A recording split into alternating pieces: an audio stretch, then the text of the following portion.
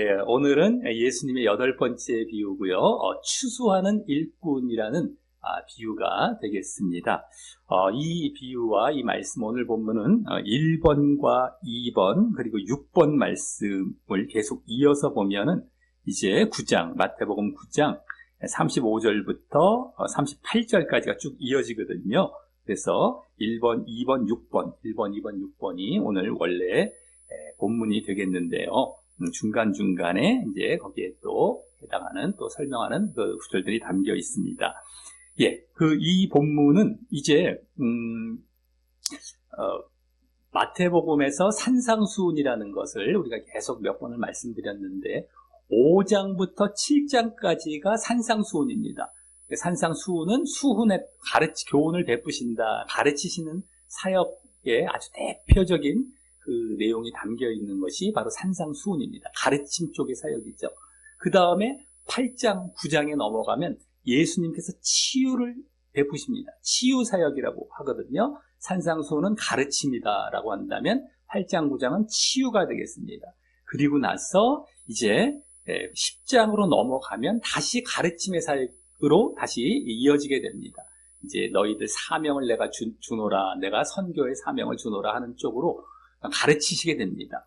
그래서 8장, 9장의 치유사역을 이제 마치시는 그 끝자락이 바로 오늘 본문이 되겠습니다. 그리고 가르침으로 넘어가기 바로 전, 얘가 오늘 9장 35절부터 38절 그 막바지가 되겠는데, 그래서 치유사역, 8장, 9장의 치유사역을 마무리하면서 이제 10장부터 이어질 가르침의 사역으로 전환하는 이 전환부의 역할도 하는 것이 바로 오늘 이 1번, 2번, 6번 말씀이 되겠다라고 하는 것입니다. 가르침으로 넘어가면서 치유는 마무리가 되는 이런 오늘 본문이 되겠다라고 하는 것입니다. 자, 그래서 1번 말씀을 보면 그 마무리의 말씀, 이제 35절인데요. 1번 말씀은 그 마무리에 대해서 딱 이제 보여주는 말씀이 나오고, 나머지 2번, 6번은 이제 저쪽으로 넘어가는, 가르침으로 넘어가는 차원의 말씀이 거기에 2번과 6번에 나오게 되는데, 1번 말씀, 마무리되는 말씀, 치유사역을 마무리하는 말씀인데요. 한번 1번 말씀 읽어보겠습니다. 시작. 예수께서 모든 도시와 마을에 두루 다니사 그들의 회당에서 가르치시며 천국 복음을 전파하시며 모든 병과 모든 약한 것을 고치시니라. 아멘. 이 말씀이 이제 마무리의 말씀인데, 이 말씀과 비슷한 말씀이 전에 마태복음 4장에서 또 나왔던 적이 있었습니다. 우리 1번의 두 번째 말씀에 실어놨는데요. 한번 1번의 두 번째 말씀, 마태복음 4장 23절 한번 읽어보겠습니다. 시작. 예수께서 온 갈릴리에 두루 다니사 그들의 회당에서 가르치시며 천국 복음을 전파하시며 백성 중에 모든 병과 모든 약한 것을 고치시니. 아멘. 1번의 그 두 개의 말씀을 그 밑줄 친 부분들을 잘 보시면서 비교를 해보시면 오늘 본문에 해당하는 말씀은 모든 도시와 마을에 두루 다니셨다라고 했는데 4장에서는 온 갈릴리에 두루 다니사라고 했습니다. 똑같은 말입니다. 모든 도시와 마을이라는 것이 온 갈릴리의 도시와 마을을 이제 의미하기 때문에 모든 동네를 갈릴리의 동네를 다니셨다라는 건 똑같고요. 뒤에 보면 가르치시며 전파하시며 고치셨다. 이게 두 개가 똑같이 가르치시며 전파하시며 고치셨다라고 나옵니다.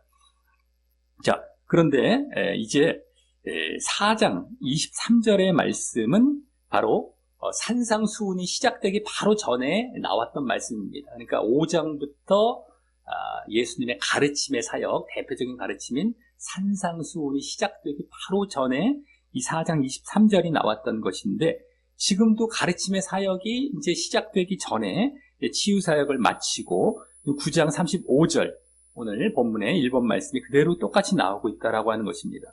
그러면서 여기 두루 다니셨다라는 것은 이제 별로 이렇게 중요한 건 아니겠고요. 그 다음에 가르치시며 전파하시며 고치셨다. 이 세 가지 사역이 보여집니다. 예수님의 사역은 가르치신 사역, 전파하신 사역, 고치시는 사역. 고치시는 사역은 다른 말로 쉽게 말해서 치유 사역이 되겠습니다. 치유 사역.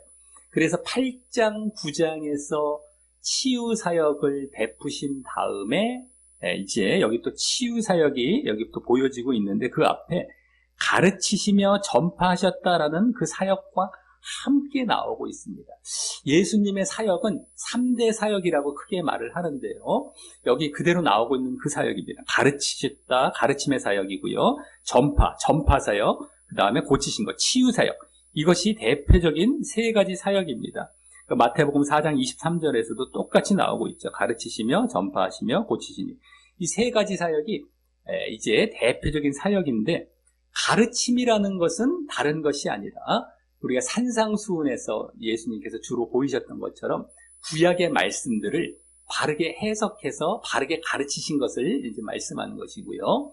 또 전파 사역은 그러한 가르침을 바탕으로 이제 다니시면서 전도하고 선교하시는 차원의 선포하고 막 너희들 회개하라 천국에 가까웠느니라 라고 이제 선포하고 전파하시면서 전도하시는 이런 사역이 되었다라고 하는 것입니다. 그래서 회개하고 나를 믿어서 하나님 나라에 들어가라라는 이제 굵직한 차원의 전도가 되겠죠.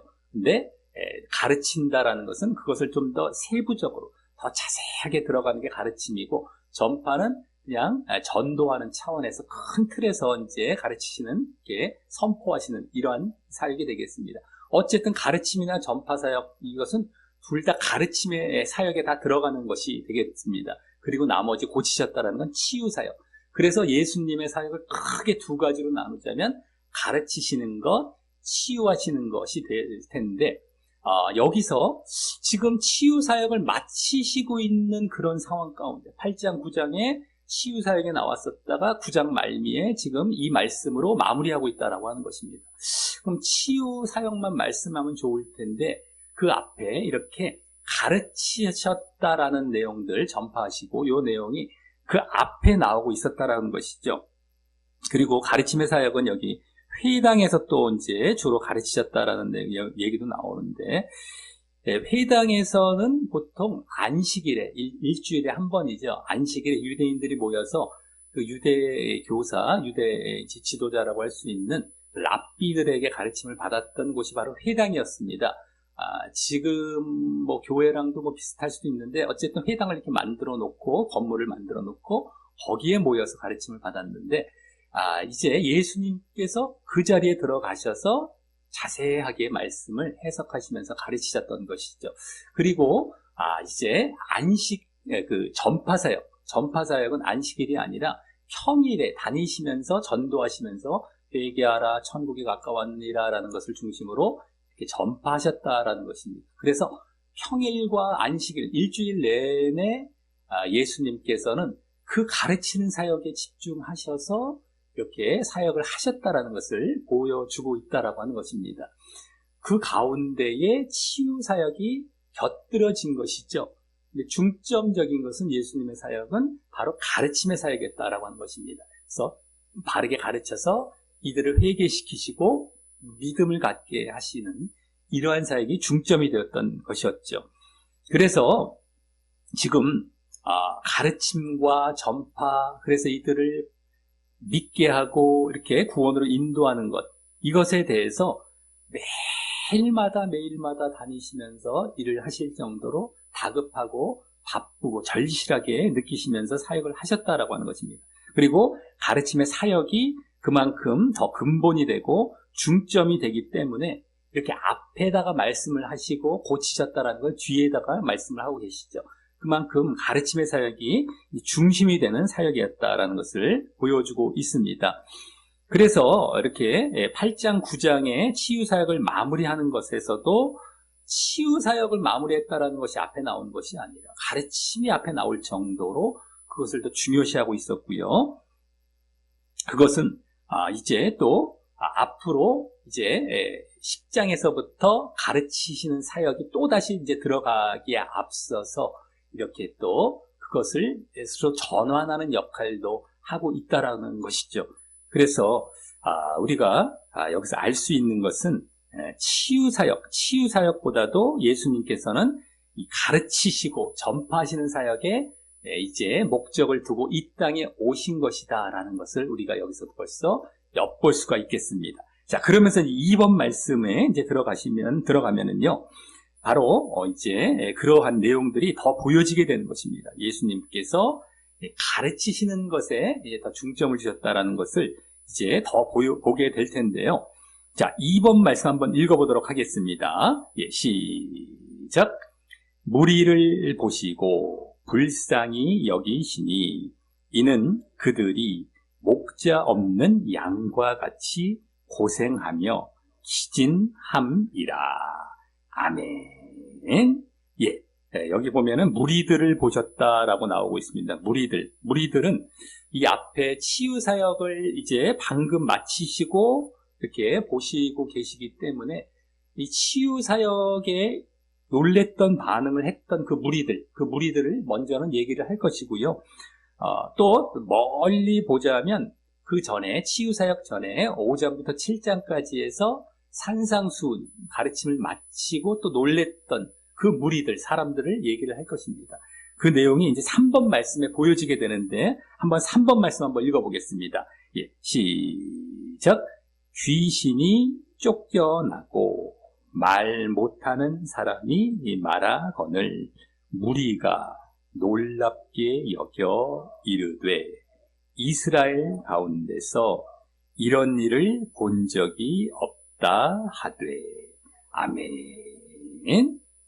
예수님께서 이 벙어리 되었던 사람의 귀신을 쫓아내시고 그래서 말 못하는 사람 벙어리가 말을 하게 이제 치유를 하셨습니다. 그러니까 무리가 놀랍게 여겼던 것이죠. 그 무리들, 여기 아까 2번 말씀에 무리를 보셨다 했을 때 그 무리를 먼저 얘기를 하는 것입니다. 치유사역에 막 놀라했던 그 무리들, 사람들을 얘기하고요.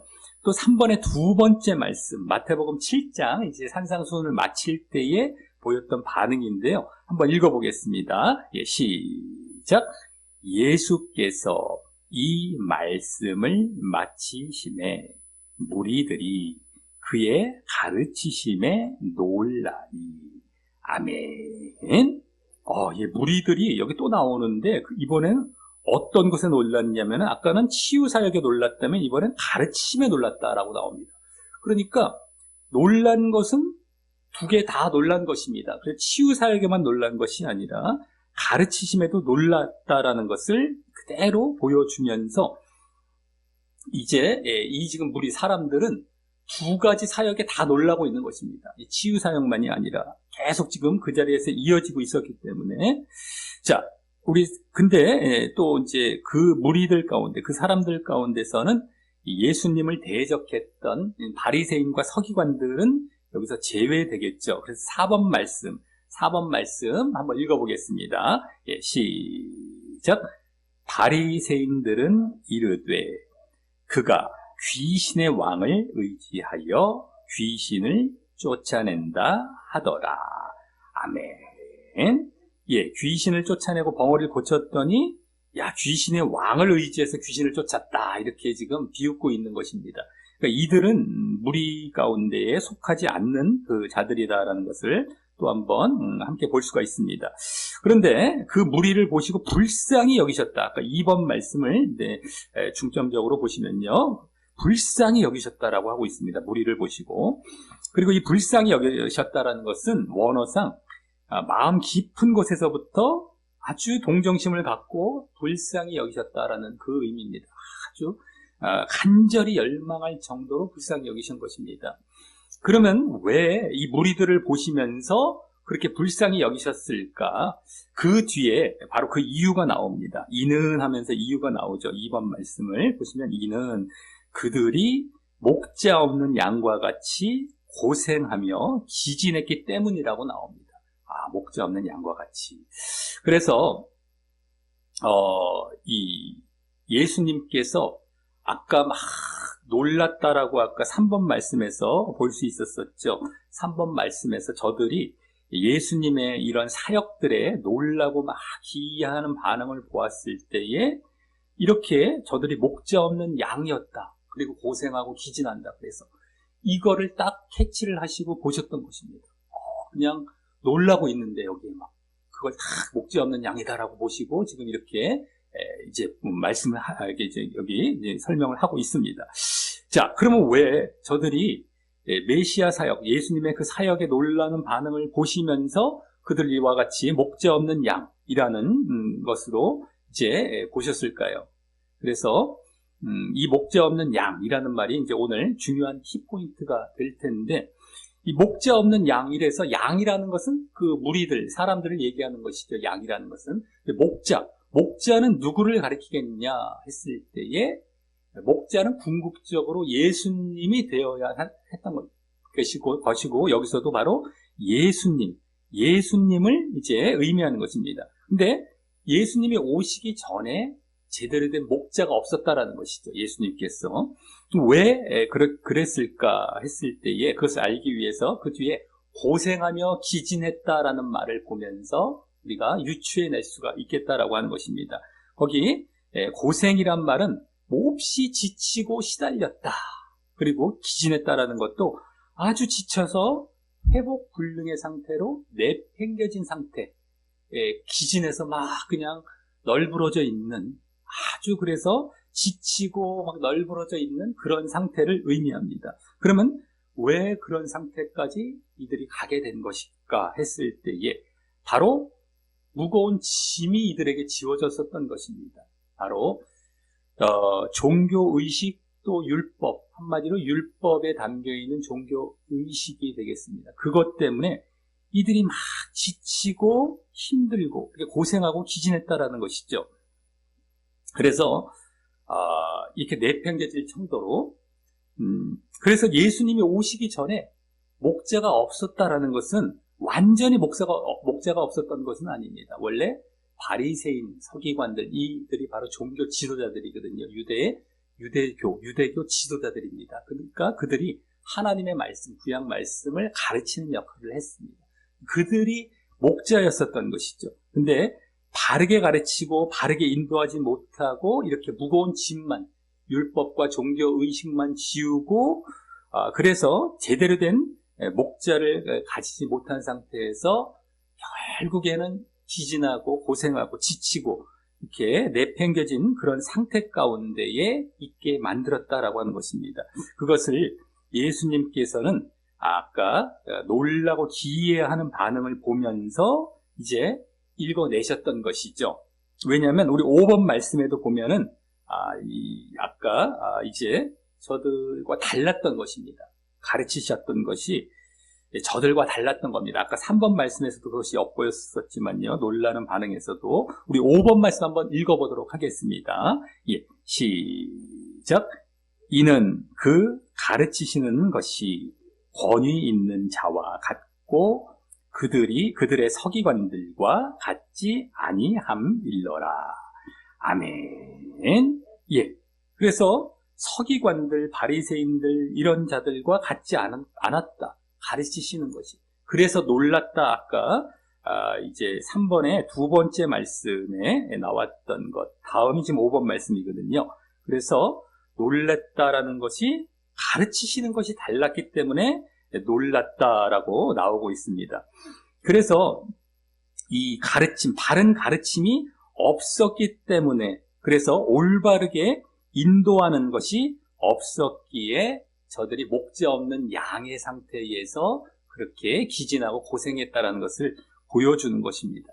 그러니까 지금으로 말을 하자면, 이제 말씀을 우리가 제대로 가르치고 바르게 저들을 인도하는 역할을 하는 것이 아니라 종교적인 여러 가지 의식이나 종교 행위들로 무거운 짐만 지우고 그 종교 행위에 만족하도록 하는, 바른 하나님의 뜻은 가르치지 않고 그 길로 우리가 행하도록 인도하는 것이 아니라 여러 가지 종교 예식들은 많이 합니다. 교회에서.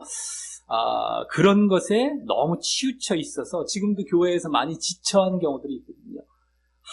일주일 내내 뭐 이것저것 하는데 그냥 참석은 많이 합니다만서도 바른 가르침이 거기에 뭐 곁들여졌다면 상관이 없겠지만 그것이 아닌 상태에서 그냥 그런 것만 참석하다가 마음에 지치고 힘들고 이제 제대로 된 진리도 알지도 못하고 그냥 종교 여러 가지 행위들만 하는데 지치게 되는 것, 그런 격이 되겠다라고 하는 것입니다. 그러니까 현대에도 이런 일이 사실 벌어지고 있는 것이 되겠죠.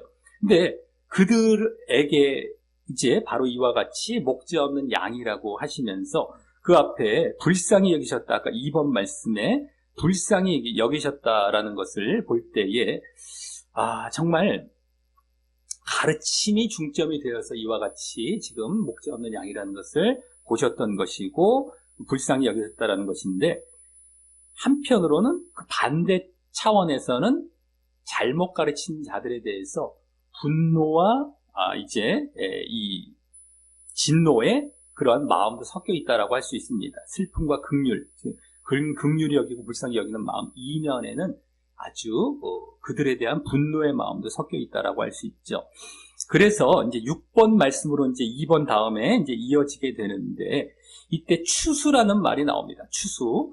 네, 이 추수라는 것이 구원으로 인도하는 것뿐만 아니라 이제 그들에 대한 심판도 함께 담겨 있는 말이 될 것임을 우리가 짐작하면서 볼 수가 있습니다. 우리 6번 말씀 한번 읽어보도록 하겠습니다.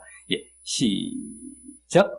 이에 제자들에게 이르시되 추수할 것은 많되 추수할 일꾼이 적으니 그러므로 추수하는 주인에게 청하여 추수할 일꾼들을 보내주소서 하라 하시니라. 아멘. 이 추수라는 말은 지금 구원받을 사람들을 추수하는 것처럼만 우리가 여겨지기 쉬운데, 그 앞에 아까 목자 없는 양과 같이 고생하며 기진한다라고 말씀을 하시고 나서 그들을 또 추수한다, 구원으로 인도한다, 이 말이 좀 맞지가 않을 수가 있죠. 그러니까 이 추수라는 말은 구원으로 물론 인도하는 것도 담겨 있겠지만 심판의 의미도 담겨 있다라고 볼 수가 있겠습니다. 그래서 이제 7번 말씀을 보면은 우리 추수라는 것이 이게 알곡과 가라지를 추수할 때에 알곡뿐만 아니라 가라지도 이렇게 추수하는 것이 나오는 말씀이 있죠. 거기서도 이제 보여집니다. 한번 7번 말씀 읽어보겠습니다. 시작. 둘 다 추수 때까지 함께 자라게 두라. 추수 때에 내가 추수꾼들에게 말하기를 가라지는 먼저 거두어 불사르게 단으로 묶고 곡식은 모아 내 곡간에 넣으라 하리라. 아멘. 추수 때까지 이제 하면서 가라지, 추수 때 가라지는 가라지, 또 곡식이 나옵니다. 곡식이 바로 알곡을 얘기하는데요. 가라지는 불사르게 심판에 이제 추수가 되겠고, 곡식은 곳간에 넣는 것, 천국의 추수가 되겠습니다. 그래서 이렇게 지옥과 천국 다 같이 추수하는 것임을 보게 될 때에도 그런 것임을 알 수 있고, 여기 추수할 일꾼, 추수라는 것이 마지막 때, 종말 때에만 이렇게 일어나는 것이 아니라 지금 현재에서도 일어날 수 있다. 추수할 일꾼이라고 했습니다. 지금 현재에서도 그 일꾼을 통해서 추수할 수 있다는 것을 보여주고 있기 때문에 현재에도 계속해서 추수가 일어나는데 어떻게 일어날까? 그것은 아까 목자 없는 양에서도 보여졌던 것처럼 바른 말씀을 전파하는 것입니다. 그래서 때로는 구원, 알곡과 같은 자로 인도하고, 또 때로는 심판의 메시지를 더내서 이제 심판을 이제 또 선포하는, 그리고 그들을 또 바르게 이끄는 이러한 역할까지 함께하는 이러한 역할로서의 여기 추수할 일꾼이다라는 것을 볼 수 있다라고 하는 것이죠. 자, 그리고 그와 같이 아까 목자 없는 양 대신에 그렇게 그것을 한없이 불쌍히 여기시면서 제자들에게 추수할 일꾼을 보내달라라고 이제 하셨던 것을 보면은, 바로 추수할 일꾼들이 목자 대신 그 예수님께 연결할 그 바르게 가르칠 자들을 지금 말을 하는 것입니다. 추수할 일꾼은. 그래서 바르게 가르친다. 그리고 여기 추수할 것은 많다, 추수할 것이 많다라고 했던 것은 이미 다 이제 복음을 받아들여서 바르게 되어 있는 자들을 구원으로 천국으로 집어넣기 위한 것이 아니라 지금 당장 이 자리에서 추수할 것이 많다라고 했기 때문에 이제 복음과 진리를 받아들일 준비가 되어 있는 영혼들이 많다라는 것이죠. 많다라고. 지금 그들이 많은 것이다. 그래서 이제 이미 변화된 그러한 자들이 아니라 앞으로 변화되어야 할 자들이 많다라는 것입니다. 그리고 그렇기 때문에 여기서의 또 초점은 추수할 일꾼이 적다라는 데에 초점을 두고 있으면서 그들이 바르게 가르치는 것에 지금 초점을 두고 그들을 그렇게 이끌어야 된다라는 것을 여기서 보여주고 있는 것입니다.